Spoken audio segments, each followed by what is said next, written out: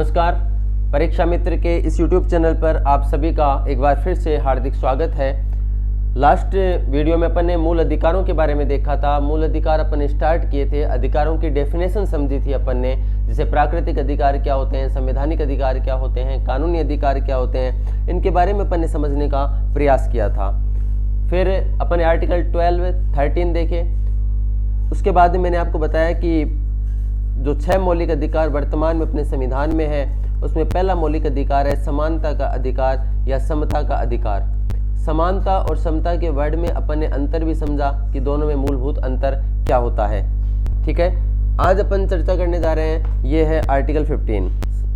Article 15 में कुछ important बातें अपने को याद रखनी है। जैसे इसमें 5 वर्ड दिए गए हैं, इनके आधार पर भेदभाव नहीं किया जाता है। कौन से 5 वर्ड हैं? धर्म, मूलवंश, जाति, लिंग और जन्म स्थान। ये 5 वर्ड हैं और इनके पहले यहाँ पे लिखा हुआ है केवल, यानी इनके अलावा और किसी भी आधार पर भेदभाव किया जा सकता है। इसलिए यहाँ पर एक प्रश्न पूछा जाता है कि अनुच्छेद 15 के तहत भेदभाव किया जा सकता है किस आधार पर, और उसमें एक परमानेंट ऑप्शन मिलता है अपने को कि निवास स्थान के आधार पर भेदभाव किया जा सकता है। तो निवास स्थान इसमें नहीं है, यानी निवास स्थान के आधार पर भेदभाव किया जा सकता है।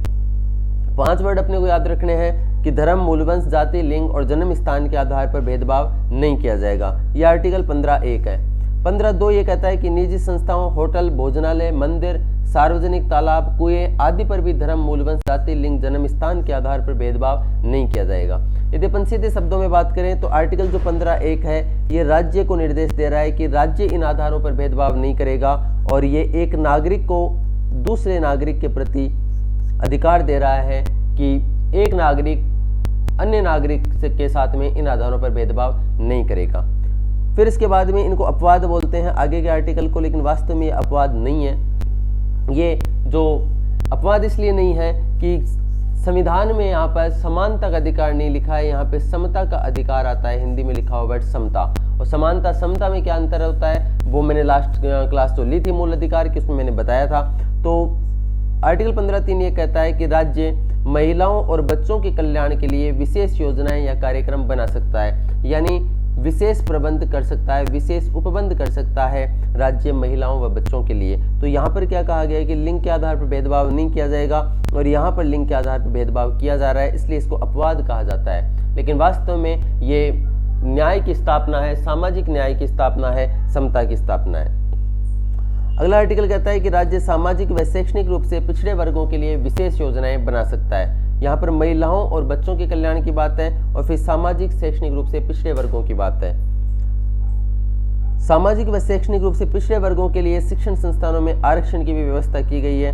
और फिर है आर्थिक रूप से पिछड़े वर्गों के लिए विशेष योजनाएं व कार्यक्रम। अब ये 6 नहीं है, ये जो है ये 15(4) है, 15(4, तो और ये जो है ये 15(5) है। आर्थिक रूप से पिछड़े वर्गों के लिए विशेष योजनाएं व कार्यक्रम की बात यहाँ पर की गई है। आर्टिकल 16 की बात करते हैं अपन। एक लाइन में अपन बात करें तो लोक नियोजन में अवसर की समानता। अनुच्छेद 16 ये कहता है कि लोक नियोजन में अवसर की समानता दी जाएगी।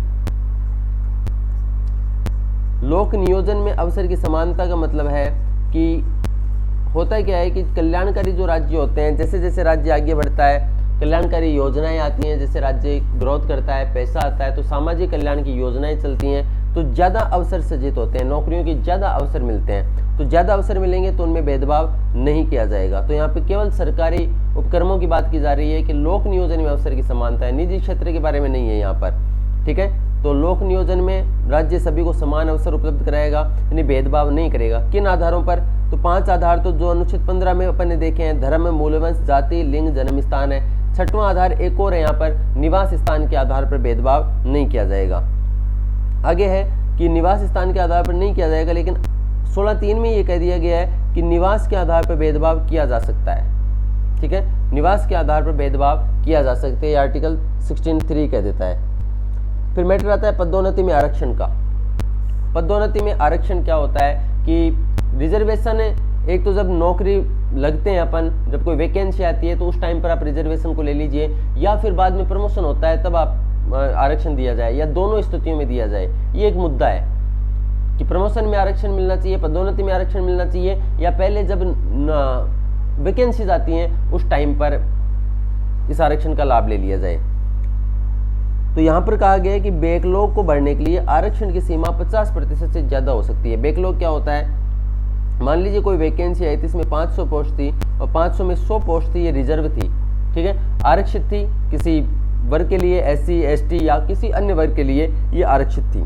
अब हुआ क्या कि इन 100 सीटों में से 70 सीटें तो भर गई, 30 के लिए किसी ने अप्लाई नहीं किया, ऐसा हो सकता है, तो इसको कहा जाएगा बैकलॉग। तो नई वैकेंसी आएगी, मान लो वापस वैकेंसी आई 500 पदों के लिए, तो ये 530 हो जाएंगी और 530 में ये जो 100 सीटें रिजर्व आई थी यह बढ़कर के 30 सीटें भी यहाँ पर ऐड हो जाएंगी, तो ये 130 हो जाएंगी, ठीक है, इसको कहा जाता है बैकलॉग।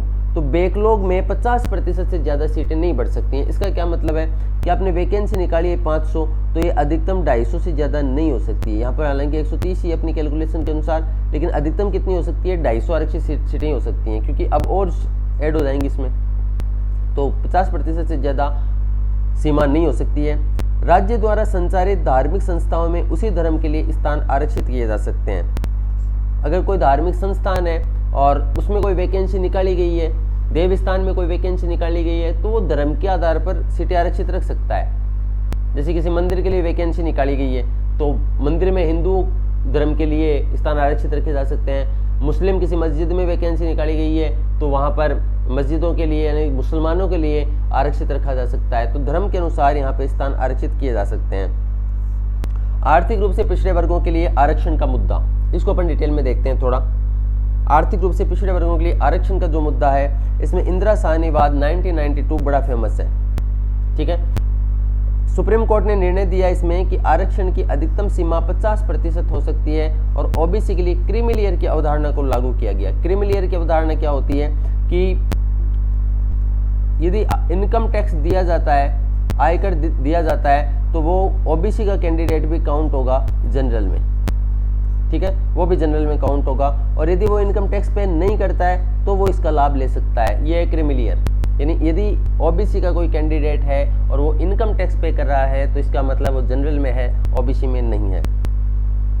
आर्टिकल 17 है अस्पृश्यता का अंत, छुआछूत का अंत किया जाएगा। इसमें कोई अपवाद नहीं है, इसलिए एक पूर्ण अधिकार है, ठीक है, यह पूर्ण अधिकार है। पूर्ण अधिकार का मतलब यह है कि ऊपर अपन ने अनुच्छेद 15 देखा जिसमें भेदभाव का अंत है, उसमें भी सामाजिक समानता का अधिकार दे रहा है आर्टिकल 15। लेकिन 15 और 17 भी तो ये बात कर रहा है, 17 भी ये कह रहा है कि छुआछूत का अंत किया जाएगा। लेकिन वहां पर आप देखते हैं कि वहां पे 5 वर्ड लिखे गए हैं कि राज्य, धर्म, मूलवंश, जाति, लिंग और एक और कौन सा है, जन्म स्थान, इनके आधार पर भेदभाव नहीं करेगा। यहाँ पे कुछ ऐसा लिखा गया है? नहीं लिखा गया है। ये कैसा अधिकार है? पूर्ण अधिकार है। ओके, ये मतलब है इस पूर्ण अधिकार का। फिर अपन आगे चलते हैं, आर्टिकल 18 में चलते हैं, उपाधियों का अंत। क्या मतलब है इस उपाधियों के अंत का? तो उपाधियों के अंत की अपन बात करें तो होता क्या था, अंग्रेजों के टाइम पर जैसे गांधी जी को उपाधि दे दी गई, रविंद्रनाथ टैगोर को उपाधियां दे दी गई, तो ये लोग जो ऐसा माना जाता है कि जैसे अंग्रेजों ने उपाधि दे दी मतलब वो उनका भगत हो गया, या नहीं भी है तो हो सकता है कि वो अपनी विचारधारा को बदल दे और अंग्रेजों के खेमे में चला जाए। इसलिए यहाँ पर उपाधियों का अंत किया गया कि भारत में ऐसा नहीं हो कि किसी नागरिक को जो कि बहुत बड़ी पोस्ट पर पहुंच गया और उसे किसी देश ने उपाधि दे दी, अपनी तरफ मिला लिया और लालच आ जाए उसके अंदर, ठीक है। तो इन सभी चीज़ों को समाप्त करने के लिए ये अनुच्छेद बनाया गया है, इसमें उपाधियों का अंत किया गया है। ये क्या कह रहा है कि राज्य उपाधि नहीं देगा, लेकिन कौन सी उपाधियां दे सकता है? 2 उपाधियां दे सकता है, शिक्षा से संबंधित और सेना से संबंधित। सेना से इसलिए कि मोटिवेशन मिलता है और शिक्षा से इसलिए कि उसने खुद ने अर्जित की है।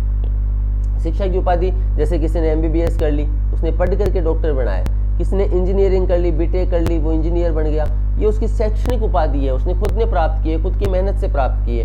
सेना में मोटिवेशन मिलता है, जैसे कोई कर्नल बन गया, कोई मेजर बन गया, ये उपाधियां हैं, ठीक है। तो शिक्षा और सेना से संबंधित उपाधि दी जा सकती है, इसके अलावा और कोई उपाधि नहीं देगा।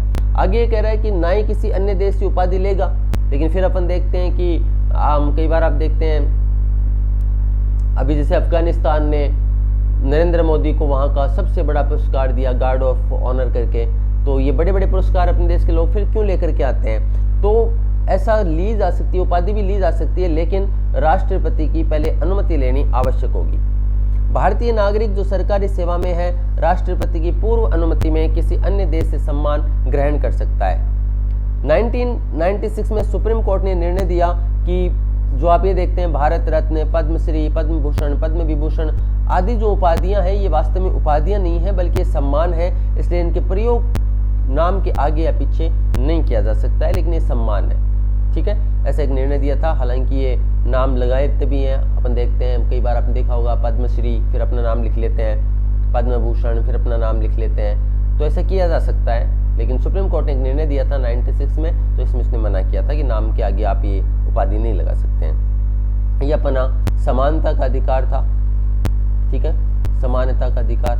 आगे अपन स्वतंत्रता के अधिकार को देखेंगे नेक्स्ट सेशन में। ठीक है, अभी इसमें समानता का अधिकार लास्ट वीडियो मैंने अनुच्छेद 14 तक समझाया था और इसमें अनुच्छेद 15 से 18 तक अपन ने देखा है।